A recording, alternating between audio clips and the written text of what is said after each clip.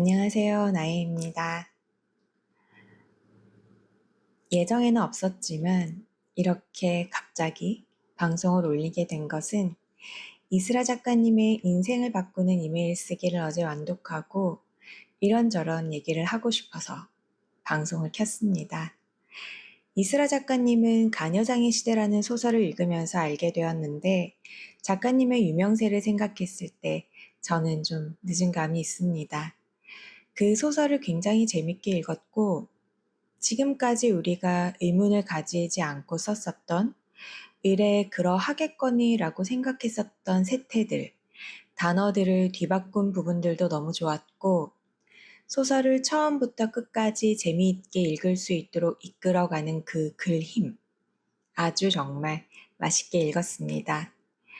이후로도 작가님 수필집도 읽어보고 했었는데 참 글을 맛있게 쓰는 작가님이다라는 생각을 해요.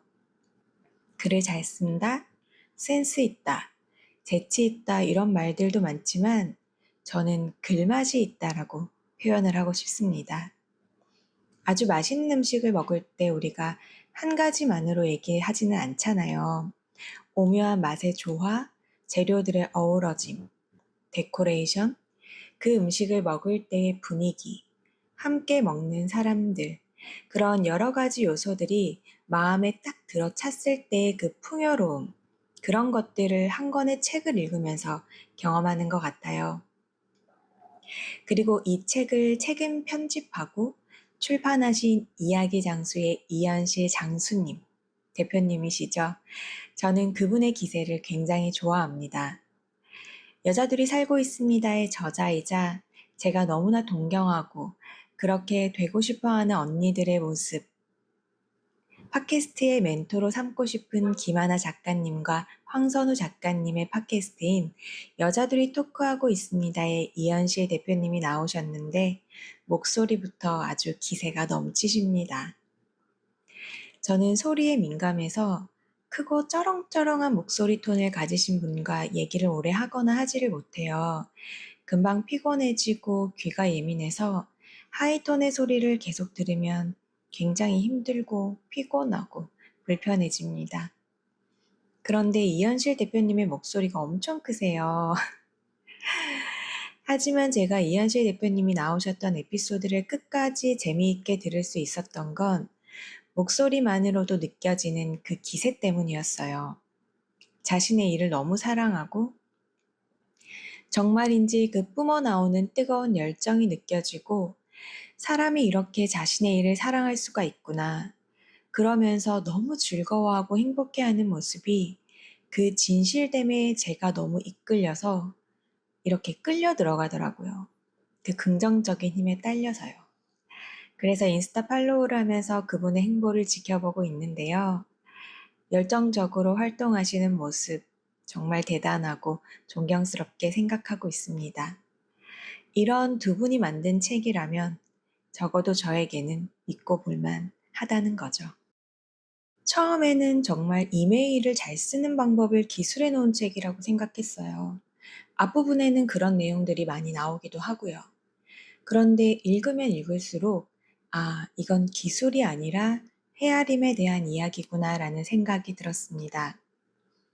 이 책에서는 아무래도 사적인 관계보다 물론 사적인 관계에서의 대화도 나오지만 공적인 관계에서의 제안과 요청, 거절, 어떤 비즈니스 소통이랄까요? 그럴 때 매끄럽게 그러면서도 정확하게 자신의 의견을 전달하는 이메일 쓰는 법을 얘기하고 있는데 자세히 들여다보니까 알겠더라고요. 이 책은 상대의 상황을 헤아리는 마음으로부터 시작되는 존중과 배려에 대한 이야기를 담고 있더라고요. 예를 들면 우리가 일을 하면서 누군가에게 어떤 요청이나 부탁을 할 때 아무래도 상대가 지금 어떤 상황일지, 이 이메일을 받으면 어떤 마음일지 생각하기보다는 나의 상황과 감정을 더 구구절절 얘기할 때가 많잖아요. 저는 좀 그랬던 것 같아요, 처음에. 그리고 반대로 어떤 제안이나 부탁을 받았을 때 상대가 너무 자신의 상황과 힘든 감정을 토로하면서 얘기하면 이미 그 얘기를 들을 때부터 부담감에 짓눌리게 됩니다. 이런 것들이 반복되면 이제 인간관계 스트레스다. 안 주고 안 받기. 부탁은 하지도 말고 들어주지도 말자. 이런 냉전 상태로 가는 게 아닌가 합니다. 이 책에 나오는 에피소드들을 읽어보면 참 그래요. 이 이메일을 받는 상대에게 굉장히 초점이 맞춰져 있어요. 이 사람의 이름, 이 사람의 직함, 또는 이 사람에게 붙일 수 있는 최고의 수식어, 내용을 담을 때도 읽는 사람이 내가 보낸 이메일을 어떻게 하면 잘 읽게 할 수 있을까 이런 것들을 고민하고 내가 요청하고자 하는 또는 전달하고자 하는 내용과 더불어서 이것을 받게 되는 사람의 상황과 마음을 헤아리는 그 단계를 거치는 이스라 작가님의 쓰는 방식이 너무 세련되고 어른스럽다고 느꼈습니다. 이건 정말 어른의 마음이다 라고요. 카톡 시대가 되면서 빠르게 물어보고 빠르게 답하는 속전속결의 대화가 일상이 되었잖아요.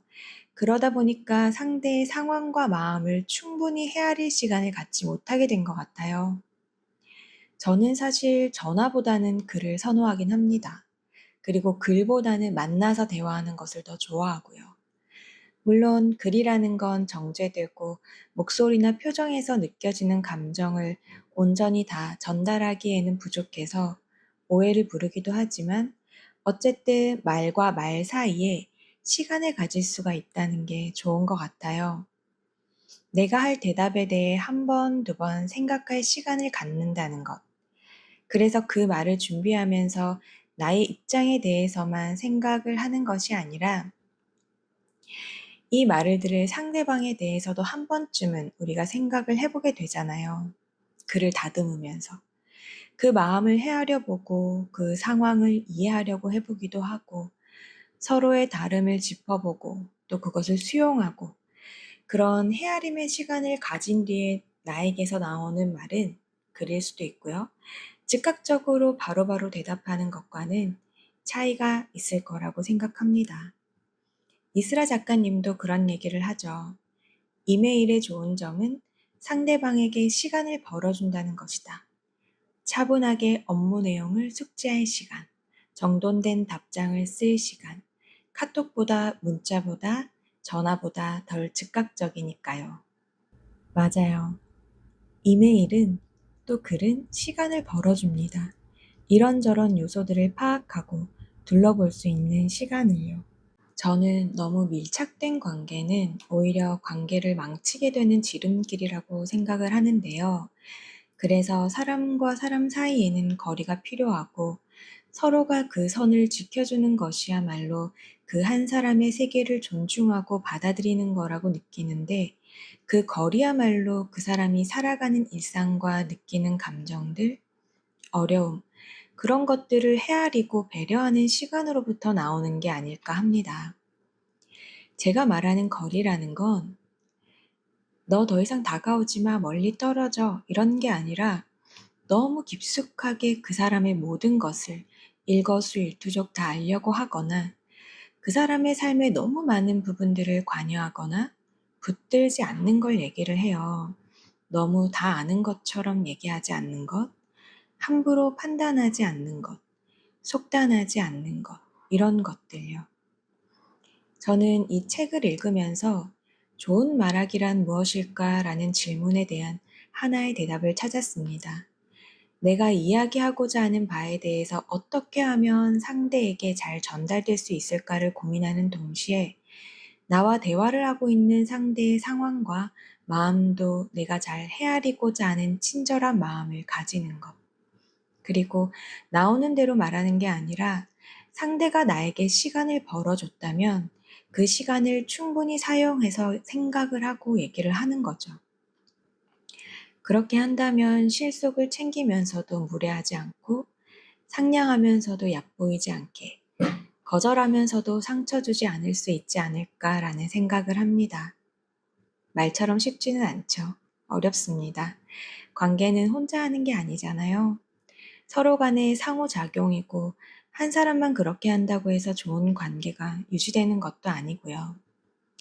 저도 말로 상처를 주기도 하고 상대의 마음을 헤아리기보다 나의 상황과 감정, 내 입장에 대한 변명들을 더 많이 할 때가 있어요.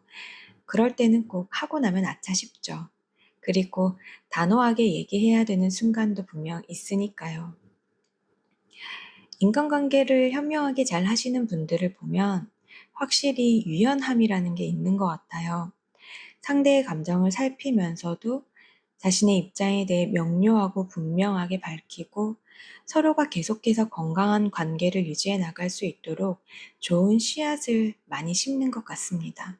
다정한 말들, 친절한 태도, 또 다름을 수용하고 어른의 마음을 헤아리는 따뜻함 같은 것들요. 저는 아직 갈 길이 멀어 보이지만, 그리고 모두에게 무해한 사람은 되지 못하겠지만, 적어도 그 사람의 자존심을 지켜주는 대화를 해야겠다라는 생각을 이 책을 읽고 했습니다. 물론 또 잊어버리고 욱할 때도 있겠지만요. 우리가 공적인 관계, 그리고 일로 만난 사이에서는 그래도 사회적인 예의를 나름 지키려고 노력하잖아요. 그래서 사람들이 제가 정말 친절한 줄 안답니다. 친절한 나이시죠. 사회에서는요. 그래서 정말 조심해야 될 것은 어쩌면 나와 가까이 있는 아주 사적인 관계에서의 소통이 아닐까 합니다. 제가 때때로 불친절하고 냉소적이고 욕도 하고 욱하는 성질머리도 있고 나만 생각하는 이기심으로 밀어붙일 때가 있다는 거라는 가까운 관계들이요. 물론 너무 많은 생각을 하고 정제된 언어로 말을 해야 되는 그런 관계들에서 오는 피로함이 굉장히 크기 때문에 나의 허물이 조금 들춰지더라도 그게 흠이 되지 않고 약점이 되지 않는 편한 사람들과의 입살맞은 대화들은 힐링이 되기도 합니다. 그렇지만 그 관계에서도 지켜야 되는 선이 있음을 우리가 알고는 있어야 된다. 그런 거죠. 건드리지 말아야 되는 부분, 그런 것들. 자칫하면 넘을 수 있고 나에게는 작은 실수이지만 상대에게는 큰 상처가 될 수 있으니까요. 저도 살면서 많은 사람들에게 상처를 줬겠죠. 가까운 이들도 있을 테고요. 그게 제가 의도하지 않았던 일에서도 상처를 많이 주기도 했을 거라고 생각합니다. 이 책은 글로 쓰는 이메일에 대해서 얘기를 하고 있지만 책을 덮고 나서는 글쓰기도 그렇지만 저는 더 깊이 있게 대화에 대해서 계속 생각을 하게 되는 것 같아요. 글로 하는 대화뿐만 아니라 말로 하는 대화, 어떤 방식으로든 누군가의 소통에 있어서 가져야 될 태도 같은 것들. 그래서 책을 덮고 나서도 나중에 이메일 이렇게 써야겠다 라는 걸로 끝나는 게 아니라 그것이 더 확장되면서 상대의 마음을 헤아리는 대화란 어떤 걸까? 나의 의견과 감정을 말하면서도 상대를 불쾌하게 만들지 않고 거절해도 배려와 친절의 마음을 담아서 전할 수 있는가? 그런 것들에 대해서 끊임없이 사유하게 되네요.